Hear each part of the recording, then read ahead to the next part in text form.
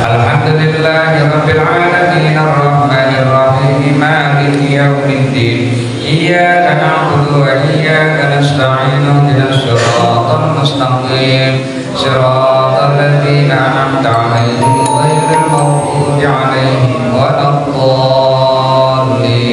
amin. Jamaah yang dirahmati Allah Subhanahu wa taala, berkhusus yang sama-sama kita hormati guru kita Muhammad Ustaz Nasir, guru kita Muhammad Ustaz Fauzi, Bapak RT dan seluruh jamaah yang dirahmati Allah Subhanahu wa taala. Bersyukur malam hari ini kita panjatkan kehadirat Allah. Alhamdulillah kita masih tetap diberikan taufik dan hidayah oleh Allah sehingga bisa hadir pada sore hari ini dalam rangka kegiatan rutin yaitu pengajian mingguan. Dengan harapan langkah kita Allah catat sebagai amal ibadah. Amin ya rabbal alamin. Salawat dan salam senantiasa tercurah kepada Nabi Muhammad SAW, para sahabatnya, keluarganya serta seluruh pengikutnya. Insyaallah kita semua kelak mendapatkan syafaat dari Nabi Muhammad SAW. Bismillahirrahmanirrahim. Wa qad 'adda 'alaihi salamu fis sab'atil ladzina yadilluhumullahu fi dhillihi yawma la dhilla illa dhillahu yawma la dhilla illa dhilluhu, yaitu rajulan dzakarallaha khaliyan wa fadat 'ainahu. Wa qad 'adda 'alaihi salam, dan telah menghitung atau memasukkan Nabi Muhammad SAW Fisab'ati dalam kelompok 7 alladzina manusia yudilluhumullah yang akan mendapatkan naungan Allah bidillihi dalam naungannya yauma la dhilla illa dhilluh, di hari di mana tidak ada naungan kecuali naungan Allah. Siapa? Rajulan, seorang laki-laki, dzakarallaha ta'ala, yang mengingat Allah Ta'ala khalian, dalam keadaan sepi, dalam keadaan sunyi, wa fadat ainahu, lalu bercucurlah ainahu, kedua matanya, maksudnya air matanya, bukan matanya bercucuran. Nah, sampai di sini. Oke. Termasuk Nabi memasukkan orang-orang yang ingat kepada Allah dalam keadaan sunyi, sepi, maksudnya nggak ada orang. Kalau orang menangis di tempat yang rame-rame, apalagi diliput berjamaah, apa nangis-nangis lah itu malah lain, ya. Istighosah bersama, ya kan, dipimpin sampai menangis-nangis tuh misalnya nih, nggak masuk ke sini mah. Khalian, sepi, kagak ada orang, sholat malam sendiri, tanpa terasa bercucurlah air matanya karena takut kepada Allah. Nah, inilah salah seorang yang akan mendapatkan naungan Allah pada hari kiamat nanti. Saat itu yaumal taffatis saqu bis-saq, nanti kita di hadapan Allah itu bukan seperti tamu agung. Kita disuruh duduk, ya, enak. Yaumal taffatis saqu bis-saq, saking padatnya pada saat itu di padang mahsyar, betis ketemu betis. Bukan badan, kalau badan masih gerak kita barangkali, betis ketemu betis, saking banyaknya manusia saat itu. Yaumal taffatis saqu bis-saq, saking banyak. Ada yang tenggelam oleh keringatnya sendiri, bahkan tenggelam saking panasnya. Yauma la yanfa'u malu wala banun, saat itu tidak ada lagi harta, anak-anak. Yauma yafirrul mar'u min abi, yauma yafirrul mar'u, apa tuh? Saat itu seseorang lari dari abi wa ummihi wa ummihi wa abi, dari ibunya dan ayahnya, wa sahibatihi wa bani, sahibah istrinya, kalau istri suaminya, wa bani dan anak-anaknya. Lari ketemu Tapi bukannya mendekat tapi lari, nggak ada lagi saat itu. Dan kita akan dibangkitkan kembali seperti di dalam surah Yasin yang sudah tulang belulang itu hidup lagi. Qala may yuhyil 'idhama wa hiya ramim. Yasin begitu tuh ya.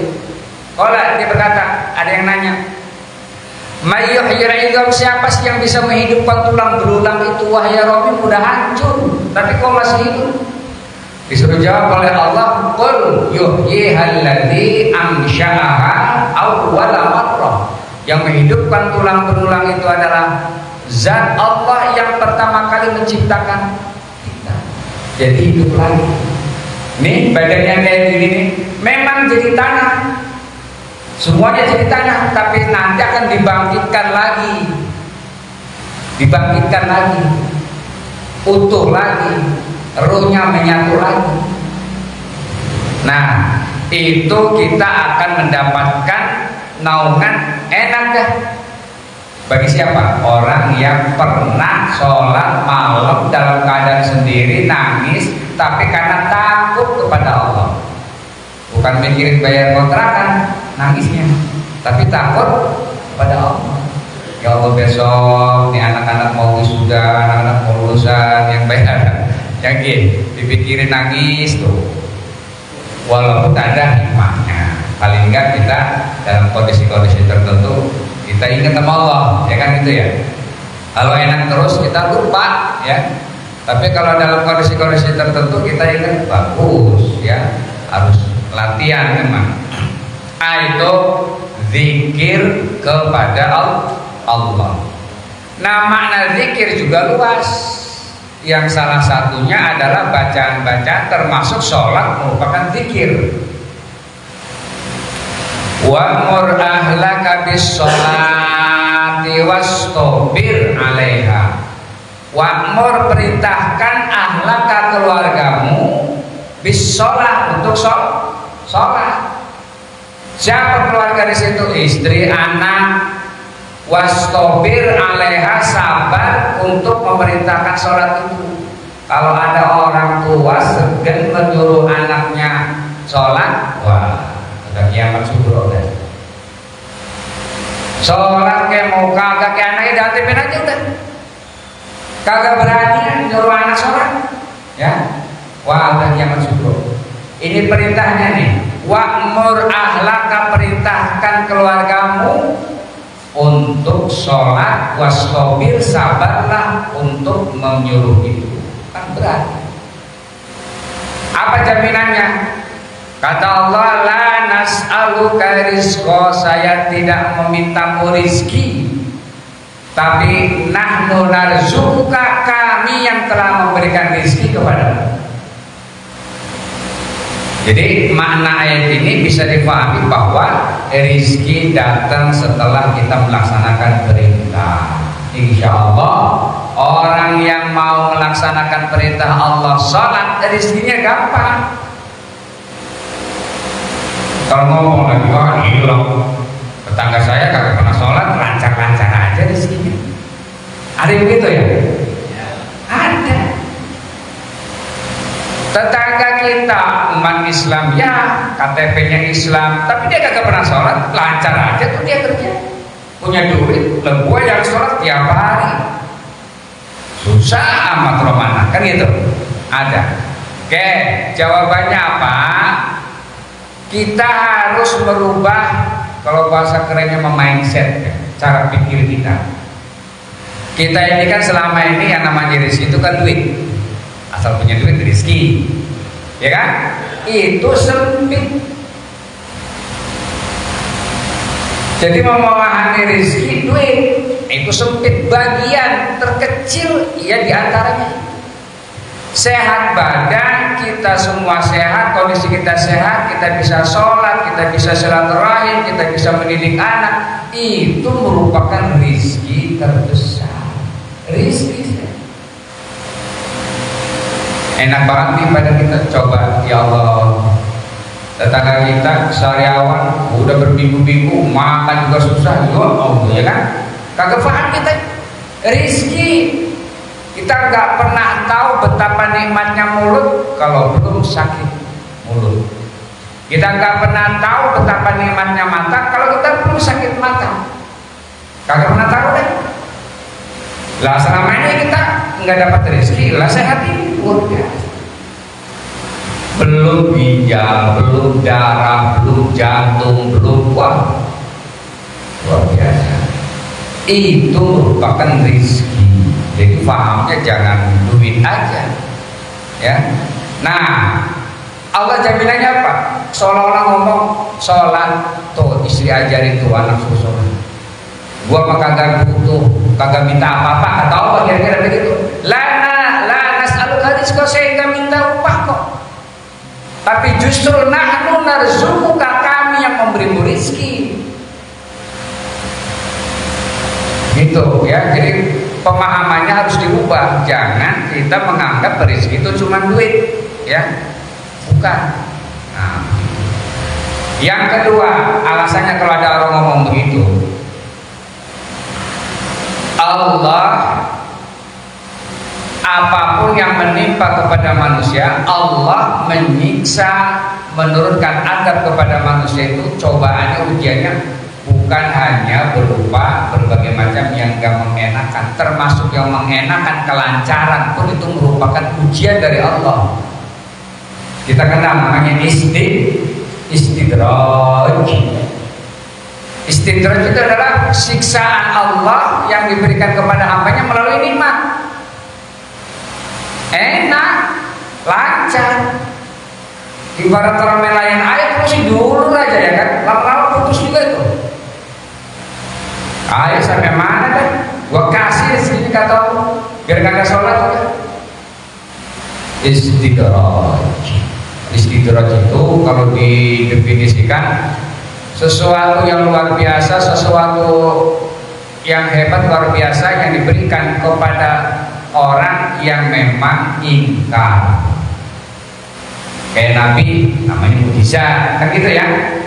Nabi Muhammad bisa membelah bulan, telunjuknya bisa keluar air, Nabi Musa tongkatnya bisa menjadi ular, bisa membelah laut, itu mukjizat.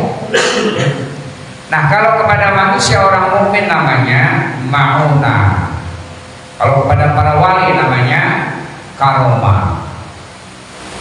Ya, kalau kepada orang mukmin sekarang nih, kalau ada orang taat mukmin ya, lalu dia mempunyai suatu kemampuan di luar kebiasaan, itu namanya maunah. Mobil terjun ke jurang, semuanya mati kecuali satu misalnya, nah itu maunah. Ya, ada orang kagak sholat, kagak mukmin, tapi selamat juga, hebat dia punya kemampuan. Itu namanya istidraj. Ya, hebat. Ada tamunya datang, tamu datang udah ditebak aja. Wah, ini ya, kena penyakit ini ya, terus ditebak aja tuh. Wah, kita pasien yang datang, wah hebat nih orang. Ya, hebat. Tapi bantuan setan. Itulah namanya istidraj. Ada satu kata begini, saya yang ungkapan lupa ya. Idza ra'aita, ketika kamu melihat rajulan, seorang laki-laki, yatiru fil hawa, bisa terbang. Misalnya ada orang saking hebatnya bisa terbang. Wa yajri 'alal madi, bisa berjalan di atas air. Saking hebatnya nih. Falam tautar, jangan tertipu, karena setan pun bisa melakukan itu. Jadi dengan bantuan setan. Bagaimana cara melihatnya? Gampang. Sejauh mana dia ketakwaannya? Sholat apa enggak nih? Ya. Sholat apa enggak? Wah, orang gak pernah sholat, gak pernah mandi, gak pernah apa-apa, tapi hebat. Itu bisa dipastikan itu sihir ya, bantuan setan. Nah itu ya, jadi sekali lagi bahwa rizki Allah akan menjamin kepada siapapun yang senantiasa ingat kepada Allah. Wa qala alaihi salatu wassalam, dan Nabi alaihi salatu wassalam bersabda, kullu ainin setiap mata bakiyatun, dia akan menangis yaumal kiamati, pada hari kiamat, kecuali siapa? Illa ainun, kecuali mata bakat min khasyatillah, yang menangis karena takut kepada Allah. Jadi pada hari kiamat mata manusia itu nanti akan nangis, kagak berhenti-berhenti. Pada hari kiamat dikumpulkan di padang mahsyar, dia nangis beraung aja. Ya, ada yang gak nangis, orang yang menangis karena takut kepada Allah. Jadi kalau kita tidak tidak pernah menangis ini, berarti besok nanti dibangkitkan dalam keadaan ya, sama kayak di dalam ayat lain, wa nahsyuruhum yaumal qiyamati a'ma, dalam Al-Quran, dan kami kumpulkan mereka dalam keadaan buta. Dibangkitkan di kubur, alam kita yang gak pernah tahu, buta di dunia aja kita bingung, pakai alat bantu hafal jalan bisa. Lah ini nanti di akhirat gak pernah tahu tuh jalan kiri kanan yang mana, buta kita. Kenapa itu buta? Wa nahsyuruhum yaumal qiyamati a'ma, dan kami kumpulkan mereka dalam keadaan buta. Wa qad kuntu basira, dia ngomong, dulu kan saya pernah lihat, mata saya utuh kok. Kenapa ya? 5 hasyartani a'ma, mereka pada nanya sama Allah, kenapa kau kumpulkan aku dalam keadaan buta? Wa qad kuntu basira, padahal dulu saya melek. Apa jawaban Allah? Kadzalika atatka ayatuna fanasitaha. Nih, pengen tahu kenapa kamu dikumpulkan dalam keadaan buta? Karena saat datang ayat-ayat kami, saat datang Al-Quran, kamu lupa. Gak dipakai Al-Quran, kagak pernah sholat, kagak pernah puasa, kagak pernah zakat, kagak pernah. Gak dipakai, Allah turunkan Al-Quran tapi gak pakai. Bodoh amat ya. Sering saya sudah menggambarkan berulang kali ya, antara iman dan amal soleh ini harus bergandengan, gak boleh pisah. Iman doang gak percaya, gak melaksanakan, sama ya. Orang kalau kita mau beli motor baru itu dapat buku pedoman dia, ada kan ya. Itu kalau dibuka itu servis rutinnya berapa bulan, terus berkendaraan harus pakai ini, harus pakai helm, ya kan? Supaya apa itu? Selamat. Yang bawa motor selamat, juga apa kendaraannya terawat. Kenapa? Pakai buku pedoman. Allah juga sama. Allah ciptakan manusia, kata Allah, kamu mau selamat dunia dan ke akhirat sampai selamat, ini Allah turunkan nih pedomannya, Al-Quran tuh. Kalau sesuai hidupnya dengan buku pedoman, maaf saya terjemahkan buku pedoman dan Al-Quran maksudnya kitab Allah tuh, bagaimana cara berdagang, bagaimana cara sholat, bagaimana cara bersilaturahim, semua ada dalam Al-Quran. Pakai itu, insya Allah selamat. Rawat kita, lahir dalam keadaan suci bersih, insya Allah menghadap Allah juga dalam keadaan suci bersih. Kenapa? Pegang Al-Quran. Orang yang gak pegang, gak mau pakai pedoman, nanti dibangkitkan dalam keadaan buta, bingung dah, ya kan? Udah buta, bisu, tuli, tiga-tiganya nanti. Jadi sekali lagi bahwa orang yang tidak memakai, lupa terhadap Al-Quran, maka akan dikumpulkan oleh Allah dalam keadaan buta. Ya, pakai enak dah ya. Terus gimana? Bisa jalan, bisa. Wallahu a'lam. Seperti apa ya? Nah itu. Jadi kalau mau selamat itu pakai pedoman Al-Quran. Yang kedua, wa ainun, mata ya. Jadi nanti dibangkitkan di padang mahsyar, nanti semuanya nangis kecuali ada yang nggak nangis, Pertama, orang yang nangis karena takut kepada Allah. Yang kedua, mata batak yang dia itu bermalam tahrusu karena menjaga fisabilillahi di perang atau fisabilillah, yakni fil jihad, yaitu karena jihad. Ini kalau kita mungkin gak ada tentara-tentara yang menjaga karena jihad fisabilillah, dia rela nggak tidur menjaga supaya selamat. Itu bagian yang matanya besok nanti itu dia insya Allah nggak nangis. Ya, mungkin di Palestina ini ya sekarang udah mulai terdesak gitu, ya kan. Nah, orang yang menjaga, ya, yang rela menjaga warganya di situ, ya, sampai dia rela nggak tidur, nggak nangis, nggak, menjaga bermalam begadang nungguin di situ karena jihad fisabilillah, itu juga mata yang nanti insya Allah tidak akan pernah buta. Maaf, ya, insya Allah nggak buta, akan selamat dari api neraka, Mungkin kita bangga nih. Ya kalau pemahaman sih bisa aja, jihad bisa. Wa kanal buka'u, dan adalah menangis itu al-khalis, yang murni, min khasyatillah, karena takut kepada Allah. Jadi nangisnya itu mulus, murni karena takut kepada Allah, takut akan siksaan, ya. Takut nanti kita itu bagaimana saat sakratul maut. Mampu nggak kita mempertahankan la ilaha illallah saat sakratul maut? Mampu nggak nanti kita menghadapi malaikat mungkar wa nakir?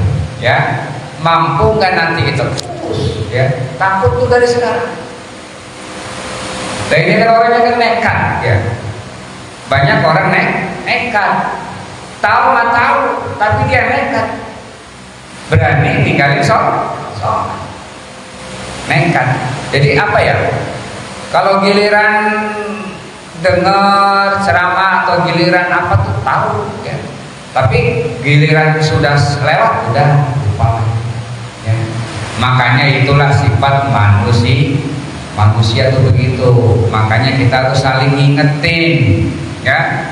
Makanya kalau ada misalnya ngomong kok itu lagi, ya nggak apa-apa, harus diingetin.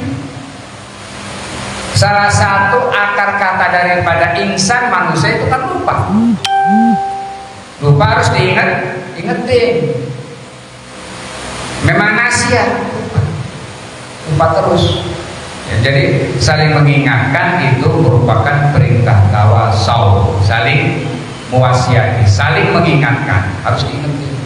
Ya, termasuk hadis Nabi yang sering dibaca kalau mau berjamaah. Sawu sufufakum, gitu ya, luruskan barisan, rapatkan shaf. Fa inna tasfiyatas sufuf min tamamis shalah, karena rapatnya shaf itu merupakan kesempurnaan sholat. Itu sebenarnya dibaca imam itu, ngingetin. Ntar besok ngomong lagi imam itu, ya kan? Besok ngomong lagi, enggak, ya memang harus diingetin.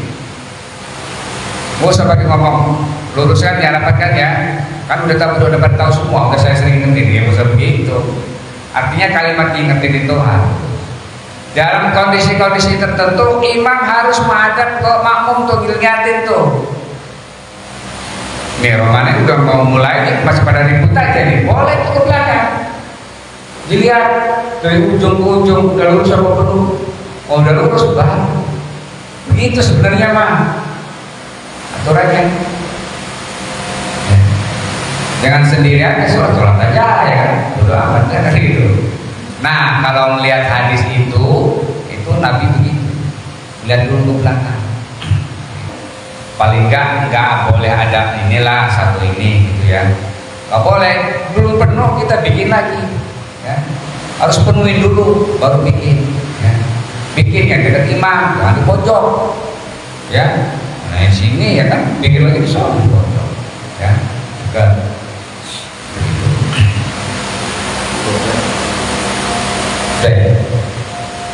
Oke, Insyaallah nanti kita lanjutkan. Wa kanal buka al khalis min asyatil aziz jiddan hatta sara bi hadhil manzilah min Allah wallahu a'lamu bis-shawab. Lil karim Allahumma shalli wa sallim wa barik ala sayyidina Muhammadin fil awwalin wal akhirin wa barik wa sallim wa radhiyallahu tabaraka wa ta'ala an sayyidina ashabi rasulillah ajmain. Alhamdulillahirabbil alamin hamdan wa ni'amahu wa yakatu mazida ya rabbana lakal hamdu kama yanbaghi li jalali wajhikal karim wa li 'azimi sultanik. Allahumma a'inna 'ala dzikrika wa syukrika wa husni ibadatik. Allahumma inna nas'aluka al-huda wa tuqa wal 'afafa wal ghina. Allahumma ij'al jam'ana hadza jam'an marhuma wa tafarraqana min ba'dihi tafarruqan ma'suma. Rabbana atina fid dunya hasanah wa fil akhirati hasanah wa qina adzabannar. Wa sallallahu ala sayyidina Muhammadin wa ala alihi wa sahbihi wa sallam. Walhamdulillahirabbil alamin. Assalamualaikum